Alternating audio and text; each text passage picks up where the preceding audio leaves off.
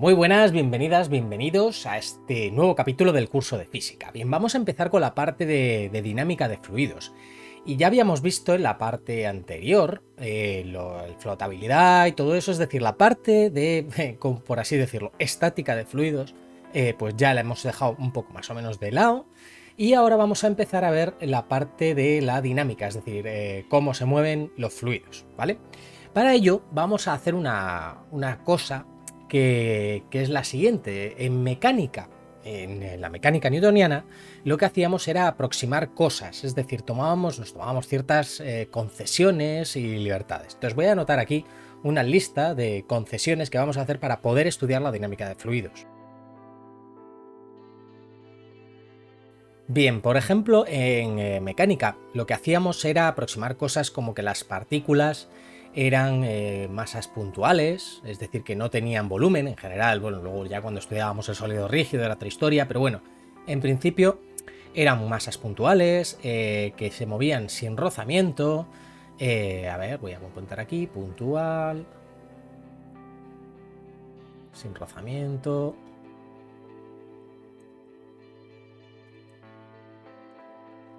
Y luego aparte que considerábamos las partículas que no hacían movimientos caóticos. Esto no lo he comentado, me parece, pero incluso cuando considerábamos muchas partículas, no considerábamos que las colisiones entre ellas no hacían cosas raras, ¿vale?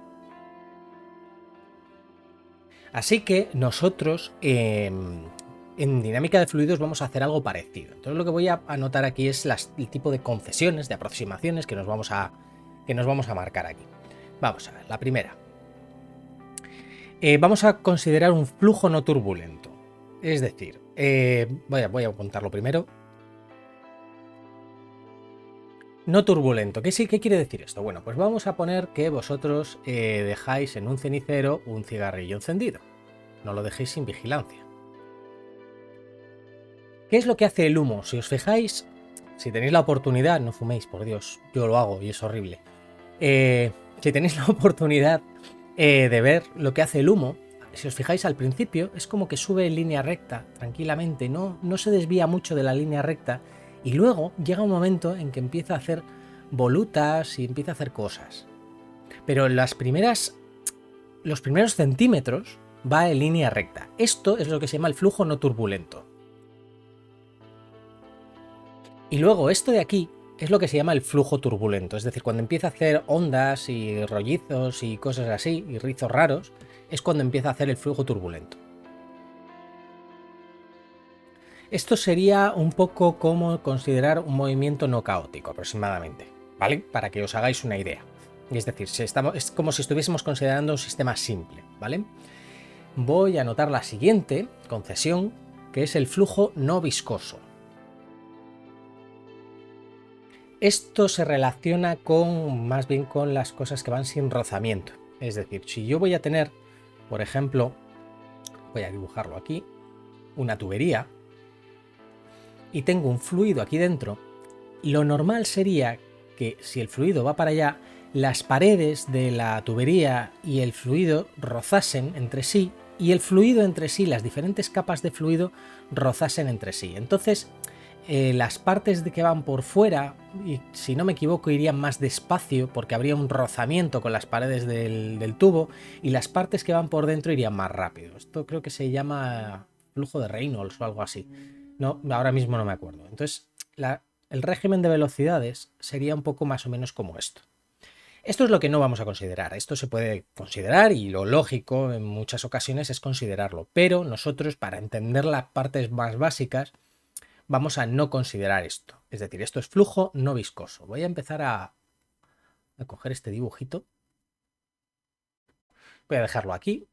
Y voy a poner la tercera. ¿Esto con qué se correspondería? Pues lo como os he dicho, se correspondería con el rozamiento. Y la tercera sería que el fluido es incompresible. Esto se relacionaría más o menos con lo de que los objetos son puntuales en mecánica, ¿vale? Es decir, es una aproximación bastante buena, ya que en realidad los fluidos sí que son incompresibles. Es decir, a las presiones usuales. Ya os he comentado, os comenté más arriba en el primer capítulo, me parece recordar, que sí se podía considerar, a ver, ¿dónde lo tenía yo? Aquí. Efectivamente, este es el módulo de compresibilidad. Sí se puede considerar que un fluido puede comprimirse, pero estamos hablando de presiones hiperaltas, o sea, estamos hablando de cientos de pascales o miles de pascales, o sea, una puñetera barbaridad, ¿vale? Entonces vamos a considerar que son incompresibles en general las presiones usuales, a menos que os digan ahí, pues oye, no, esto lo voy a considerar que es un fluido compresible porque estamos hablando de presiones muy bestias. Pues bueno, pues vale. Pero en general me parece que no, en dinámica de fluidos no se suelen utilizar presiones muy altas para problemas y cosas así porque es una barbaridad. O sea, porque imagínate la liberación de un fluido a una presión muy bestia, pues te va a generar un flujo turbulento por narices, cosas así. Entonces, lo lógico es que juntemos estas tres para hacer una cosa, una teoría más o menos bonita, ¿vale? Que parecen muchas concesiones, pero es que en realidad es mucho más cercano a los fluidos de lo que parece. Bien, pues una vez tenemos esto de aquí, voy a separarlo y os voy a explicar lo que es la ecuación de continuidad.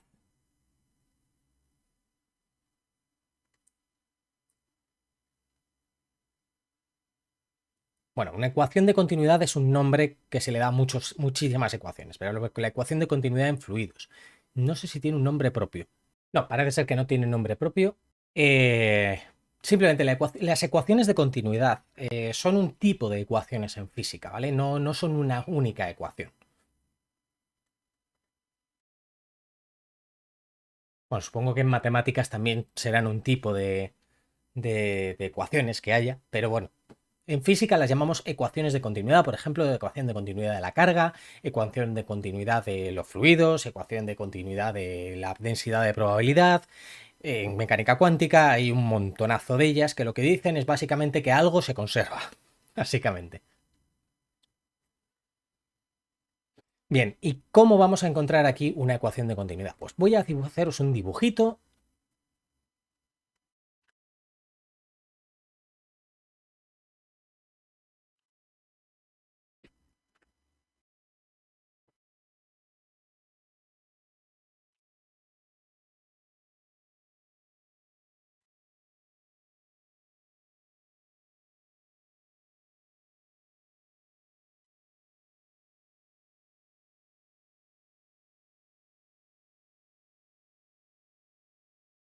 Bueno, más o menos se ve lo que hay aquí.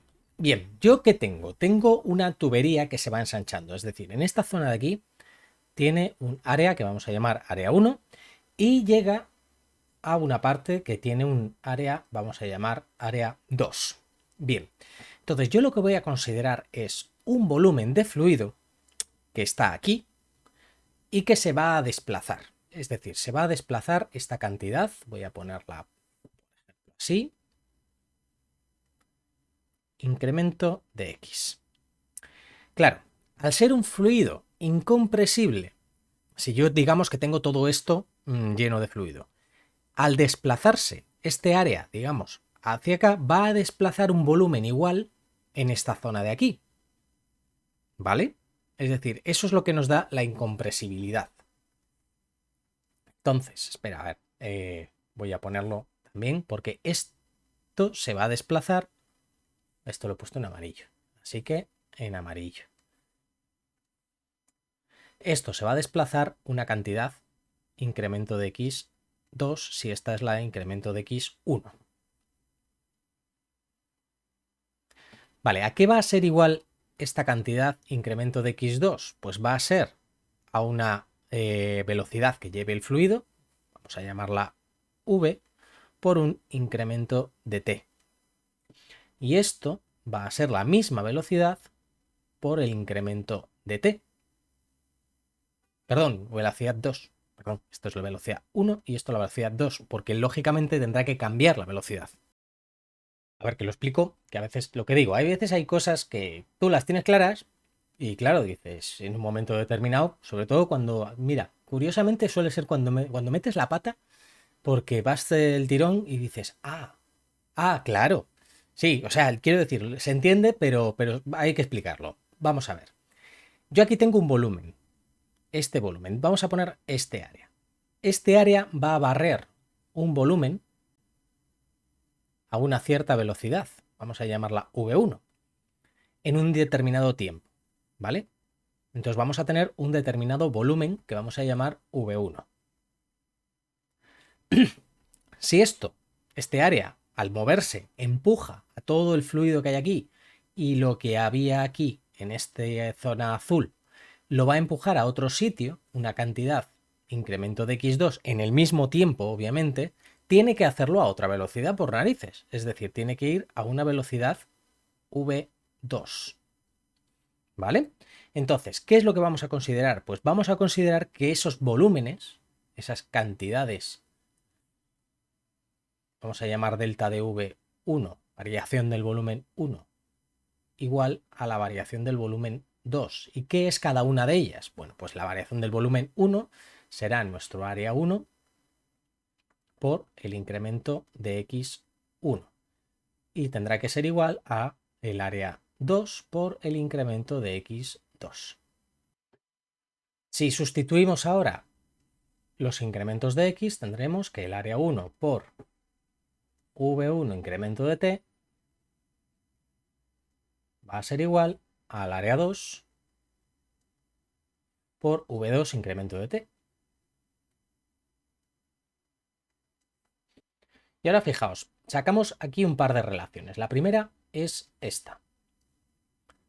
Área 1 por velocidad 1 es igual al área 2 por velocidad 2, ¿vale? Y luego, de esta velocidad, digamos, vamos a hacer una re-sustitución y lo que vamos a tener que el área 1 por incremento de x1 partido por incremento de t es igual a área 2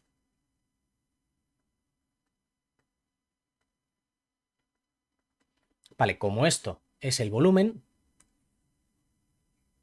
me lo cepillo.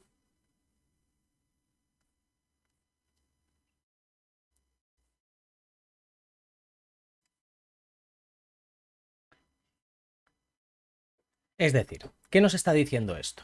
¿Qué quiere decir? Que el volumen que varía aquí, es decir, el área barrida, por ejemplo, por así decirlo, es decir, el volumen barrido por este área, o como queráis llamarlo, tiene que ser igual que el volumen barrido por este área en el mismo tiempo.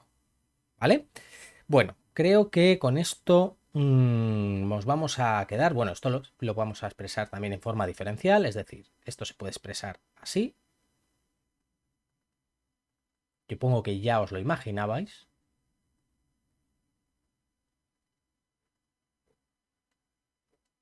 No tiene ningún misterio, no es nada, no hemos hecho nada raro que no nos pueda permitir pasar de incrementos a diferenciales, así que no pasa nada.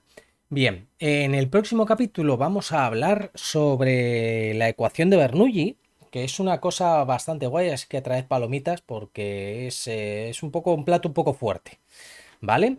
Así que no os olvidéis de darle like, de suscribiros si no lo estáis, y pues nada, hasta la próxima.